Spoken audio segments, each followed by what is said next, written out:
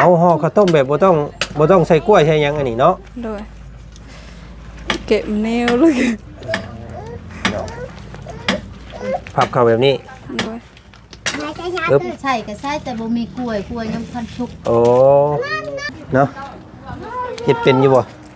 สิเนาะโดย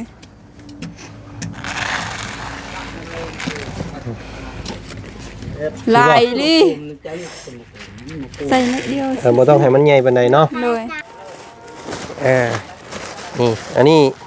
เป็นมอนเนาะไปอึ๊บจุเอามืออื่นนี่มีบ่ตู้มีหยังมีบ่ยังบู๊คือกันตู้ไปเปิดอันน่ะอุ่นในงานในหยังนี่บ่มีบ่มีเนาะโดยพวกอ้ายเฮ็ดเวียกแล้วก่อนก็ได้จังพากันเปิดแอนดินเนาะช่วงค่ำๆนั่นก็พากันหมู่คู่มาดินมาแอนนำก็สร้างสรรค์กันเต็มที่เด้อเนาะโดยบ่เป็นหยังดอกคะแนนซุมเจ้าม่วนพี่น้องเอ้ยเนาะก็บ่อยากมื้อดีเนาะก็บ่อยากให้ว่ามันโศกมันเศร้าพี่น้องเอ้ยเนาะมื้อขึ้นเฮือนขึ้นซ่านก็เป็นเรื่องธรรมดามีดินมีกินแต่ก็บ่อยากให้มันเกินไปเนาะเกินฐานะเฮาไปแล้วก็มันก็สิเป็นการสิ้นเปลืองแล้วบาดนี้เนาะเด้อมีหยังแน่อยู่ในห้องเจ้าโธ่พี่น้องเอ้ยมีแต่แนวกินห้องเพิ่นบาดนี้เนาะมีลูกแหละเฮ้ยหั่นลูกติ้งลูกทิ้งเอาพี่น้องแกะสดเลยมึงเนาะ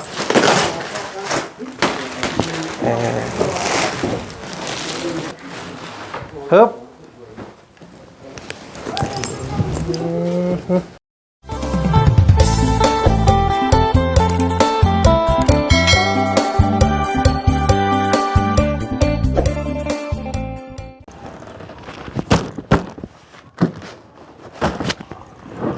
โบมีพี่น้องเอ้ยเนาะอยู่แถวบ้านดงนี่ดงสวรรค์อย่างนี้กับโบมีต้องจำเป็นได้แล่นลงไป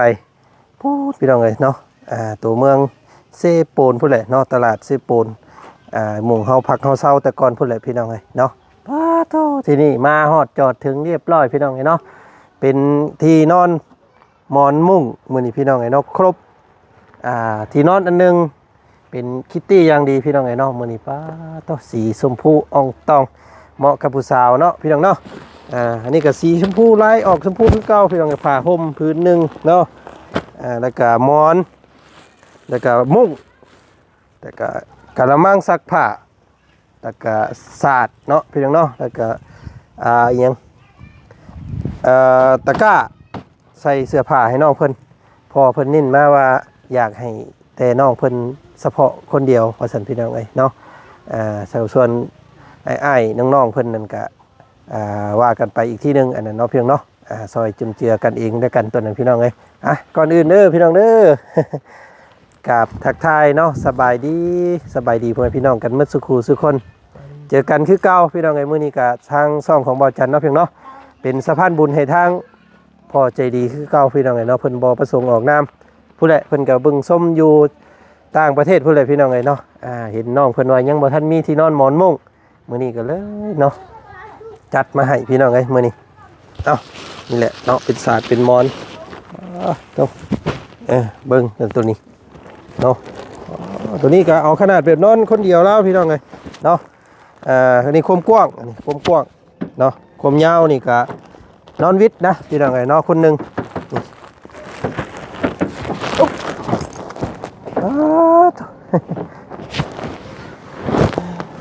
นอนห้อนพี่น้องเอ้ยมื้อนี้ห้อนได้ห้อนนี่จังได๋ก็ห้อนละแกนี่แม่นแล้วเมื่อยละแกนี่เมื่อยกระเต้าฮะกระเต้าจักเด้อนี่เนาะพี่น้องเนาะเราจักเด้อพี่น้องเอ้ยเต้าลึกละเต้าลึกไปก่อนอื่นก็เข้าไปทักไปท้ายน้องเพิ่นก่อนว่าเข้าห่มพี่น้องเอ้ยฮ้อนเนาะโตจะสิเป็นลมเนาะฮ้อนผู้น้องเพิ่นเตรียมอีหยังทางนั้นพี่น้องเนาะกำลังพัดเข่าอยู่บ่นั่นบ่มาเบิ่งก่อนทางนี้ก็กินข้าวนำมันก็เฮ็ดหยังโต โอ้เพิ่นก็กำลังเตรียมข้าวเตรียมของอยู่ได้นี่พี่น้องเอ้ยอิหยังน้องเฮ็ดหยังนี่เฮ็ดข้าวต้มโอ้เพิ่นสิเฮ็ดมีข้าวต้มคักแน่เด้อพี่น้องเอ้ยเนาะเถอะเอาซอยกันเพิ่นสิห่อข้าวต้มบาดนี้ข้าวต้มมันก็ต้องมีกล้วยแล้วว่าแต่เก่าบ่น้องพุ่นดิ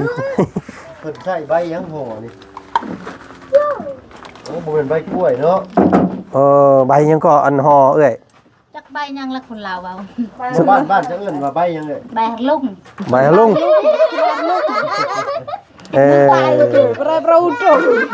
ใบลุงสลัดลุงอ๋ออันว่าใบตองที่ว่าเพิ่นห่อใบตองเวียดเนาะข้าวต้มเวียดนั่นนะแม่นบ่ บ่แม่นก็ต้มเวียดเขาเฮ็ดใบตองกล้วย คือใบมันแม่นแล้วคือใบมันนั่น มันบ้านเอิ้นมันนั่น มันหอยโปกบ่ แม่นมันเพิ่นโปะเขาบ้าน ตัวนั้นมันอ่อน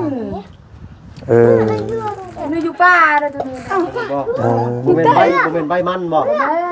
แม่จะได้อยู่ เอานั่นแหละแม่เพิ่นกำลังสิห่อข้าวต้มพี่น้องเอ้ยบ่ต้องใส่กล้วยเพิ่นว่าเนาะแต่เก่าเอากล้วยแล้วว่าใส่เนาะ ว่าอย่ารู้เลย อย่าระบายเลยอย่าลง ห่อ แต่คุ สิพากันห่อเบิดนี่บ่กล้วยนี่ ตาเฉะ อย่างเนาะบาดนี่ตาเชะกึนี่ล่ะผ้า น้องน้ามัน อย่ามากมอัดเกยจ้ะ เจ้าก็ห่อเป็นบ่นี่ล่ะ เป็นคือกัน เอาลองมึงโยลองห่อให้อ้ายเบิ่งแหน่อันหนึงเนาะ เลอะตุกแก น้อง จะรวย เห็นน้องน้ำเพิ่นห่อลองเบิ่งนี่นะพี่น้องใส่อันเดียวบ่ ด้วย คือบ่ใส่สองอัน บ่ มันยันบ่สุกบ่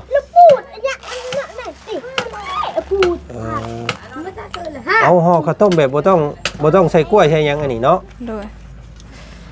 เก็บแนวเลย พับเข้าแบบนี้ ด้วย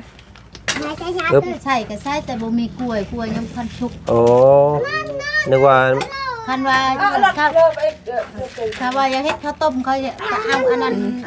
แบบนี้ เอากล้วยช่องซ้ำนึงเดียวว่า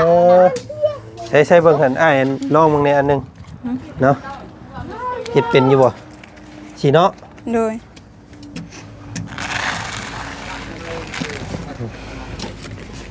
ลายดิใส่นิดเดียว บ่ต้องให้มันใหญ่ปานใดเนาะ ด้วยนี่ สิบ่พับลงสิบ่บัดนี้ มา อันนี้สิห่อง่ายก็บ่ต้องกล้วยเนาะ มันเหนียวเด้มันบ่ได้หักบ่ได้ขาดง่ายเด้ปึ๊บเนาะสิบ่ ไฟกับเจ้าไฟงาม โอ้ยมันคนสั่นคนยาวอยู่นำกันบาดนี่บ่ทำกันแล้วเลยเนาะ มันงามกว่า อันนั้นนะ ทำบุญไฟงามกว่าตัวนี้กับตัวนี้ไฟงาม ให้งามเอาให้ออเลย ถ้าว่าเปลี่ยนเป็นคนนี่ก็ผู้นี้ หุ่นดี งามสูงหุ่นดี อันนี้เตี้ยตะปุด เตี้ยจะพูด เออเอาเนาะให้เพิ่นห่อสิห่อบ่นี่บ่นี่ ด้วย โธ่ เสียงหอมหมด ก็สิเบิดเนาะสิน้องเนาะ ไหล หลายมาเติบได้นี่เอาพากันเฮ็ดห่อเลยเสร็จเด้อเอามื้อนี้พูดเลยเนาะ แม่ยันจะหน่อย ไปพุ่นก่อนเฮาบัดนี้ทางน้องน้ำเพิ่นพี่น้องเอ้ยเนาะ ขึ้นนึงนี่ น้องน้ำมาพี่ก่อนเด้อ ด้วย ให้เพิ่นห่อถ่าทั้งนั้นพี่น้องเลยเนาะทางมื้อนี้อ้ายมีสิ่งของมามอบให้เจ้าคือเก่าพี่น้องเลยเนาะโธ่นี่แหละเนาะเป็นที่นอนพี่น้องเลยเนาะเห็นเจ้ายังบ่ทันมีที่นอนเนาะ ด้วย เดี๋ยวสิเข้าไปเบิ่งห้องหอเพิ่นน้ำกันพี่น้องเลยเนาะว่าสิมีหยังแล้วในห้องเพิ่นนะพี่น้องเลยเนาะเรายังบ่ได้นอนเลยเนาะ ด้วย ยังไม่ได้ขึ้นนอนนี่ได้เสียพี่น้องไงเนาะไปเนาะเอาพากันขึ้นรถบาทนี่นี่อันนี้เป็นมอนเนาะไปอึ๊บชุ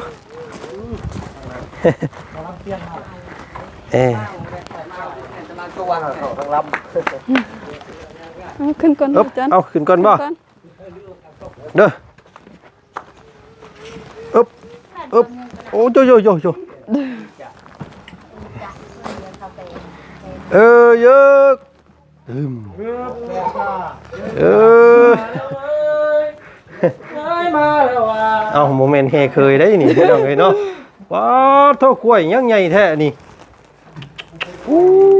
ย ตัวน้ำว้าบ่ เจ้าพ่อเจ้าแม่กล้วยอุ๊บ กล้วยเอาในต้นใกล้นี่บ่ น้องอันสิเอามาเห็นยังน้องอันนี้สิมาเห็ดใส่ผ้าขวัญมื้ออื่นนี่บ่ โดย ปาดโทษ ตัดกระเบาหยาม พี่น้องเอ้ยมึงนี่เพียงฮอดคอ นี่บ่น้องล่ะ โดย โอ้ ตัดตัวยาวบ่ โดย โอ้บ่ยาวเลยเนาะ อืม เขาว่าสิตัดตอนแรกมันว่าตัดเลย เออ ยาวเลยเนาะ โอ้ กล้วยก็ตากแดดได้แล้วน้องล่ะ ปาดผู้ดีเพียงคอจักต่ำจักสูงทำใดพี่น้องเอ้ยเนาะเกินอันนี้ ลูกเราขีดบ่จักกล้วยนี่เนาะ จักบีนับเบิ่งอยู่บ่นี่ใหญ่ดีนี่พี่น้องไงเนาะใส่เอ็นผ้าเข่าเพิ่นมื้ออื่นนี่คักได้นี่ กระโตก15ปุ่นเนาะ เอามื้อนี้ก็เอามาตัวนี้มาเพิ่มอีกตืมเอาน้องน้ำยับมาพี่เนาะทางนั้นแหละบ้านอันนี้หมอนมุ้งก็เอาสีชมพูได้พี่น้องเอ้ยเนาะหมอนก็สีรถคือเก่านี่เนาะเด้ออันนี้ก็ผ้าห่มก็ออกโทนชมพูคือเก่ามื้อนี้เนาะสาดพื้นหนึงนี่เนาะแล้วก็อันนี้ผ้าคุณหนูเนาะเอาไว้เซ็ตโตเจ้าเด้อ โดย ซื้อมาให้อีกอันพื้นหนึงอันนี้ก็ได้พี่น้องเนาะแล้วก็นี่อันนี้เอาไว้กระมังไว้ซักส่งซักเสื้อเด้อ โดย เนาะอันนี้เอาไว้ใส่เสื้อผ้าเจ้าเนาะ โดย เวลาอยู่ในห้องในอย่างเจ้าเขานะพี่น้องไงเนาะนี่เนาะถือว่าครบบาทนี่พี่น้องเลยปึ๊บเด้อเนาะแบบนี้เลยเนาะโอเคเนาะ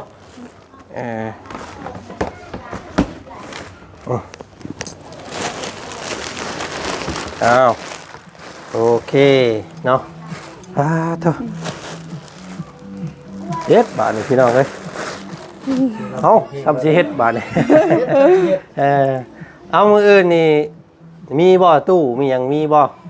ยังบูคือกัน อืมตู้ไปเปิดอันน่ะอุ่นในงานในหยังนี่บ่มี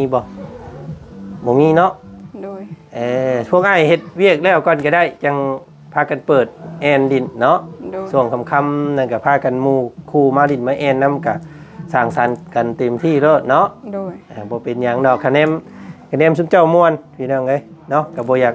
มื้อดีเนาะก็บ่อยากให้ว่ามันโศกมันเศร้าพี่น้องเอ้ยเนาะมื้อขึ้นเฮือนขึ้นซ่านก็เป็นเรื่องธรรมดามีดินมีกินแต่ก็บ่อยากให้มันเกินไปเนาะเกินฐานะเฮาไปแล้วก็มันก็สิเป็นการสิ้นเปลืองแล้วบาดนี้เนาะ โดย มีผู้ใดว่าเอาหยังมาให้แน่แล้วพวกอ้ายทีมงานอ้าย ให้ยัง เพิ่นเอาหยังมาให้แน่ เมื่อกี้นี่ โดย ผมมี เมื่อวานนี้เด้ เมื่อวานนี่ลายอยู่บ่าวลุงนวด ลุงหนวดก็มี โดย เพิ่นเอาหยังมาให้ลุงหนวด เงิน6 ล้าน โอ้เอาเป็นเงินสดให้เจ้าเลย บ่นำลุง อ๋อเพิ่นมาแจ้งข่าว โดย โอ้ มื้อต้นแรกสิไปพาไปซื้อ สิพาไปซื้อแนวกินแนวหยังนี่บ่ โดย พวกไก่พวกหมูเนาะ โดย ไก่หมูหมานี่แหละเนาะ โดย ว่าหมาแล้วเนมเด้อพี่น้องไก่หมูแล้วก็พวกปลาเล็กปิ้งนัวได้เนาะ โดย ซื้อมาหลายๆเด้อปลาเล็กกับอันหมักเด่นเด้อหมักเด่นหมักนาว มักเล่นมีแล้ว นี่แหละว่าหมักเด่น โดยลุงนวดผักให้ สิมาตำมาพุ่งมื้ออื่นพี่น้องเอ้ยเนาะสิควงสาก เกี่ยวปากถ่าแล้วทั้งนั้น โธ่ขั้นตอนแรกนี่ก็เฮามาช่วงเช้าๆนี่ก็เบิ่งการเตรียมงานเนาะเบิ่งการเตรียมงานก่อนสวยๆมาประมาณ 8:00 นหรือว่า 9:00 นพากันขึ้นผูกต่อแขนบาดนี้หลังจากขึ้นต่อแขนเรียบร้อยก็พากันรับประทานอาหารควงสากบาดนี้เนาะ โดย สิประมาณนั้นตามที่คิดไว้พี่น้องเอ้ยแต่ว่าความเป็นจริงแล้วก็จักสิเป็นจังไดเนาะมายุ่มมาย่อยก็บ่ฮู้พี่น้องเอ้ย คือเฮือนน้องไซมื้อนั้นย่างห้องประทากันเลยมื้อนั้นพี่น้องเอ้ยเนาะแบบมีแบบนั้นบ่มีเฮฮอบเพื่อนอยู่บ่ บ่ข่อยมาบ่ทันเฮือนน้องไส้ บ่อันว่าเฮือนเจ้านี่สิมีคือกันบ่ บู สุดท้ายทั้งพ่อทั้งแม่เจ้าสิเฮ็ดเนาะ โดย แต่ว่าหมอสูตรอันว่าที่เพิ่นมาผูกแขนนี่ก็มีอยู่แล้วว่าเนาะน้ำบ้านเจ้าหมอที่เพิ่นมาติ้งนะ บู อ่านพี่น้องเลยคือว่าได้น้องเพิ่นก็ยังบ่เคยมีเฮือนมีซานจักเทื่อเนาะก็มีแต่บอกกันแหละเนาะบอกให้เพิ่นมีหมอมาอิหยังเพิ่นเอิ้นหมอสวดเนาะ โดย หมอสวดในภาคเข้าหั่นมาจำนะเพิ่นเอิ้นจำอะไรนั่นน่ะก็พอเป็นพิธีนะพี่น้องเอ้ย หมอสูตรควัน หมอสุดขวัญ คำสีภาษาบ้านเฮาก็สุดแล้วแต่ทั้งเพิ่นหรอกว่าแล้วก็ได้เนาะถ้าเพิ่นเฮ็ดเป็นตามที่เพิ่นเคยเฮ็ดได้ก็เฮ็ดในนั้นเด้อ โดย เนาะมันบ่อยากให้มันผิดมันเพี้ยนชมเจ้าปานใด เดี๋ยวมันสิบ่งามเนาะ โดย เดี๋ยวมันสิผิดกันว่าซั่นซะให้เจ้าเฮ็ดได้ก็เอาเลยมื้ออื่นพี่น้องเอ้ยเนาะช่วงจักโมงเพิ่นว่าช่วงเข้านั่งผูกแขนกันนี่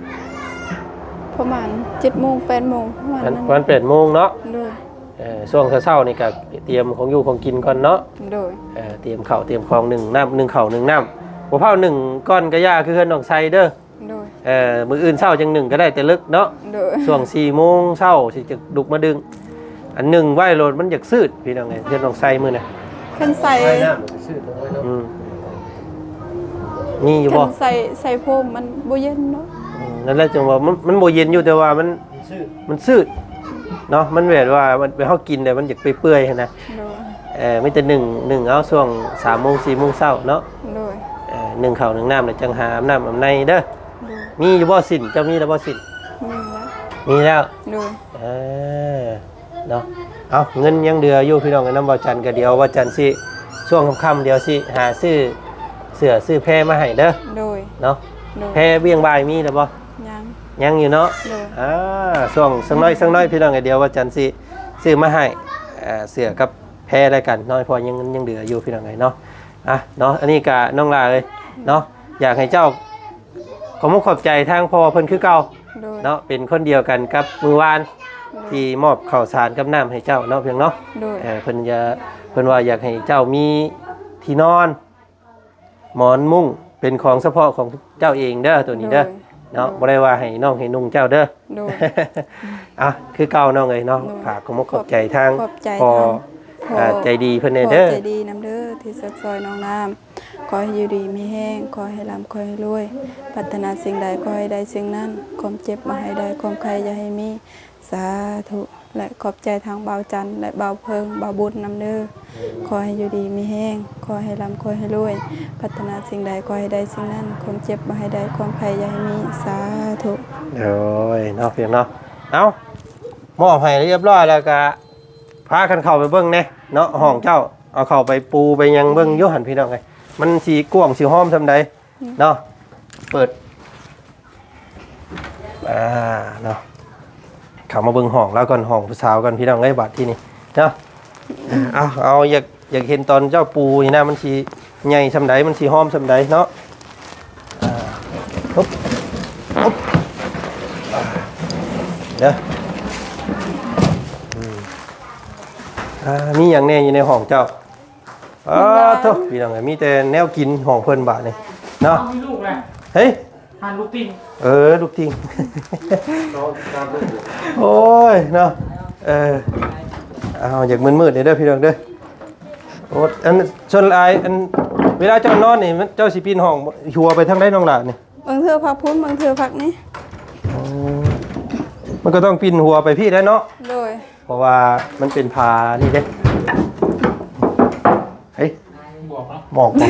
มันเน่นเด้ มันเนี่ยมาไปสิ สิลองปูให้น้องเพิ่นปูให้เบิ่งอยู่เนาะทุกติ้งได้ยังให้อันชุบเจ้าคนลงไปตารางเพิ่นเด้อน้อง โดย อยู่สาดเอาลงละ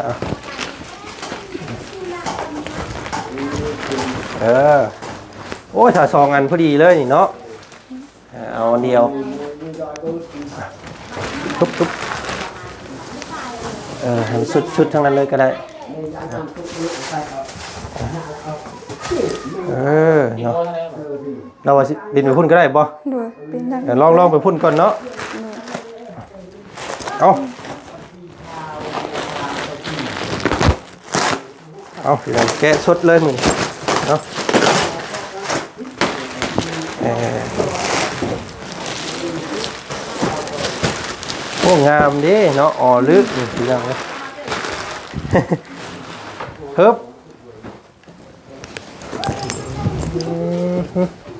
พุ่นอยู่แจพุ่น ที่นอนผู้สาวได้นี่พี่น้องเอ้ยเนาะ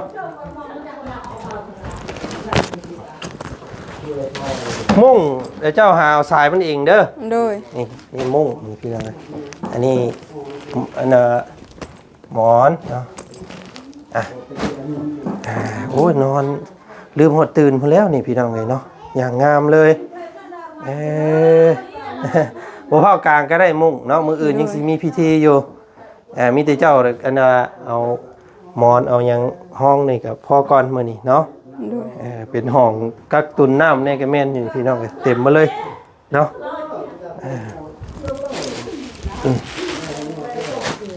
ได้แล้วของเจ้าเด้อ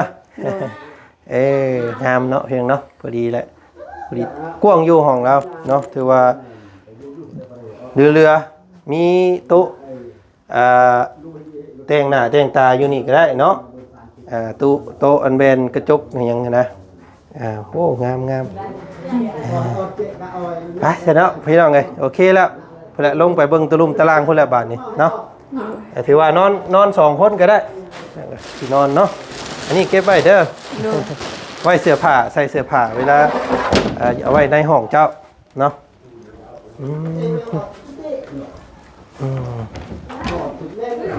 เอาพี่น้องไว้กะฮ้อนมื้อนี้อบเอาขนาด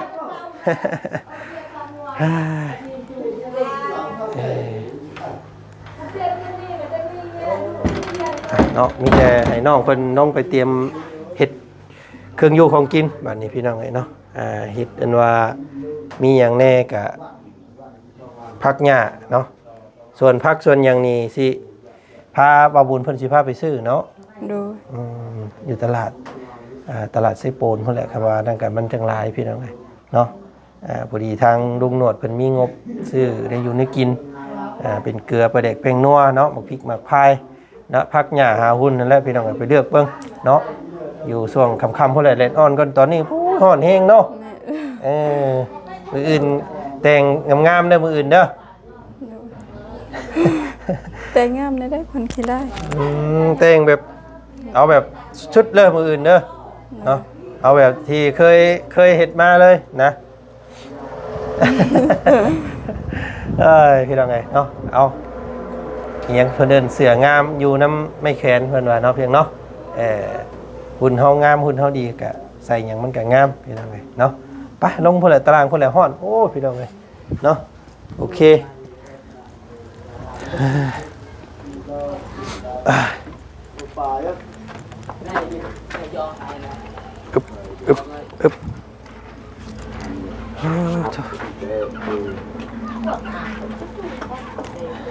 พ่อกับแม่เจ้าไปใส่เสน้องหล่ะ ไปเฮือนไปบอกป่าค่อย อ๋อไปบอกป้าบอกลุง โดย มาอื่นมามีเบียกเนาะ โดย อันนี้ได้สัตว์อันนี้กับพี่น้องกันเองนี่บ่ โดยมาซอยกัน เป็นมาซอยกันเนาะ บ่แม่น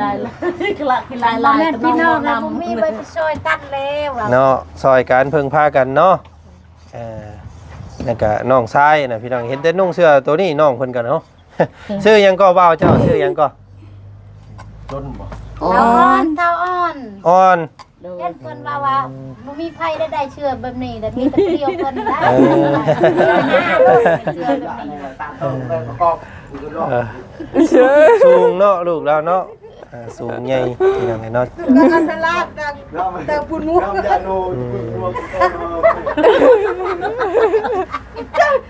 ยันหลานยันโน น้ำมวนน้ำกันมืออื่นเนาะมาผูกต่อแขนกันพี่น้องเนาะแต่เบิดบ้านนี่แหละหาเพิ่นจักลุงเฮิมกับจักเพิ่นสิเอามาตอนใดพี่น้องเอ็นว่าโต๊ะเต็นเนาะมันจังสิมันจังห่มนะโทรศัพท์เจ้าบ่อยู่ทางเทิง บ่แม่โทรศัพท์ไผนั่นอยู่บนอันนั้นโทรศัพท์ไผเอาแล้วบ่บ่แม่นได้โทรศัพท์ข่อยเลยนั่นบ่ แม่บ่พึ่งบ่ โทรศัพท์ข่อยเห็นอยู่เตียงเพิ่น เอาอันนี้จักตอบ โทรศัพท์เข้า ซับไผอยู่บ่ เดี๋ยว นำค่อยเห็น อันนั้นของบ่าวบุญ ของบ่าวบุญ คือหยังเสียง เอาใส่ให้น้องซอยเวียกซอยงานทั้งพี่สกอนได้ใส่เด้อน้องเด้อ โดย ทางอ้ายก็สิไปทางอื่นทางไกลต่อก่อนเนาะ ขอบใจเด้อ ตอนค่ำๆพุ่นแหละสิแวะเข้ามาหาใหม่อีกเด้อ โดย เนาะดีใจน้ำน้องเพิ่นมื้อนี้พี่น้องมีที่รับที่นอนงามๆเลยนอกจากเฮือนงามๆแล้วก็ยังมีที่นอนหมอนมุ้งงามเนาะเป็นเครื่องใหม่เบิดเลยไว้ขึ้นเฮือนใหม่มื้ออื่นว่าซั่นซะพี่น้องเนาะจังไดก็ดีอกดีใจน้ำน้องเพิ่นมื้ออื่นมาเบิ่งกันใหม่อีกเนาะช่วงค่ำ โดย ๆจักสิมีหยังแน่แหละเอามานี่พี่น้องเลยเนาะ ไม่ว่าเข้าอีก แต่ละเจ้าหมูหมดกล้อง โอเคมื้อนี้ไปก่อนเนาะสบายดี สบายดี สบายดีเด้อ ขอบ ส ใจ บาย เด้ ดี อ เดี๋ยวเนาะเอาขอไม่ก่อนเนาะ ง่ายก็สิขอตัวลาคือกันเนาะน้องนาว นอกเกนะออกไหน จะมี เข้าอ่ะ น้องรูปมันรูปเนาะ รับเรา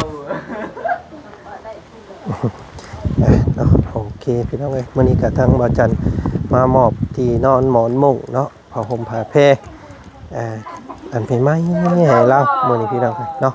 ก็ขอขอบคุณขอบใจขอขอบคุณขอบคุณทางเมขอโทษพี่น้องเอ้ยเนาะทางพ่อกับแม่พี่น้องเอ้ยเนาะพ่อใจดีเพิ่นบ่ประสงค์ออกนามเนาะเพียงเนาะมอบหมายทางบ่าวจันเป็นสะพานบุญให้เนาะก็ขอขอบใจขอบคุณเด้อเนาะขอให้พออยู่ทั้งพุ่นกับอยู่ดีมีแห้งพี่น้องมีความสุขความเจริญสุขกายสบายใจเนาะเพียงเนาะปรารถนาสิ่งใดคิดสิ่งใดก็สมใจปรารถนาเนาะทุกสิ่งทุกอย่างทุกประการด้วยเถิดพี่น้องเนาะสำหรับมื้อนี้ขอบคุณมัดสุขุสุคนนำพี่น้องที่เขารับก็ชมและกดไลค์กดแชร์ให้เนาะสมขอบใจหลายๆสบายดีพี่น้องมื้อนี้เนาะไปก่อนไปโตฮ้อนพี่น้อง